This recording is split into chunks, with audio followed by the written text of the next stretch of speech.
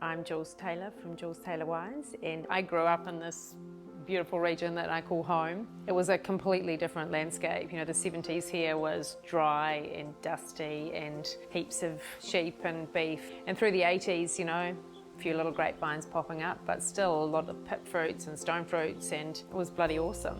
And so the landscape has changed hugely in my long lifetime. When I look back, I had a really boring lifestyle, but you know, I didn't know any different and I loved it. And I still remember walking home from Spring Creek Primary, popping the bubbles on the tar seal with my shoes. And you know, my parents grew and still grow, you know, a lot of their own vegetables. So I think growing stuff has always been part of my life. And I think the funny thing is now where we have this vineyard and our office, I used to detassel the corn here with the Matthews family.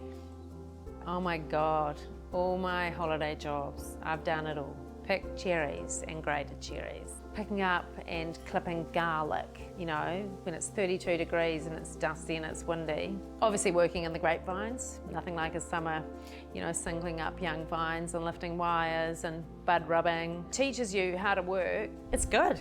And I suppose for me, I quite liked wine. So off I trotted to Lincoln and did the postgrad course in winemaking and viticulture there. And you know, by then I had discovered Marlborough Sauvignon Blanc and the joys of drinking it, and I just wanted to be a part of that. So moved back here in 1994, and my first job in the industry, I did a vintage for John Belsham at, you know, Marlborough's first contract crush facility. And I mean, I basically had to beg him for a job, and I was lucky enough he gave me a chance. And I loved the process and that learning curve. I mean, it's not a curve, it's a vertical line straight up, and I found it really stressful. And there were times when I might have cried. I did cry, but you know, I've worked in this industry with some people that have been really instrumental in mentoring me and telling me that, yeah, keep going, it'll get better, you can do this.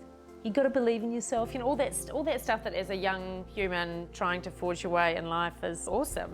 And I mean, I wouldn't be here without them, for sure.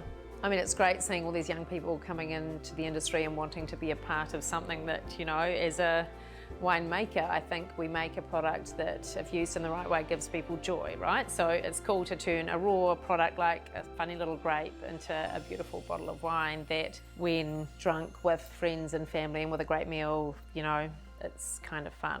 I love being the agony aunt to some of these young folks. And hopefully, you know, I can give them a little bit of advice and a little bit of guidance and help them along their merry way.